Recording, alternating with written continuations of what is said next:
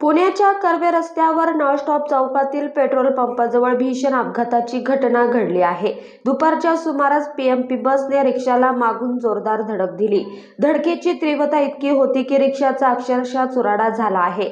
या अपघातात रिक्षा चालकासह 2 प्रवासी गंभीर जखमी झाले असून त्यांना तात्काळ जवळील सह्याद्री रुग्णालयात उपचारासाठी हलवण्यात आले आहे। मिळालेल्या माहितीनुसार कर्वे रस्त्यावर नळस्टॉप जवळील पेट्रोल पंपाजवळ हा अपघात झाला आहे। नळस्टॉप चौक अत्यंत वर्दळीचा भाग आहे। या चौकात चारही बाजूनी मोठ्या प्रमाणात वाहने येत असतात। आज दुपारी 2:30च्या सुमारास कोथरूडवरून कात्रजकडे जाणाऱ्या बसने रिक्षाला मागून जोरदार धडक दिली।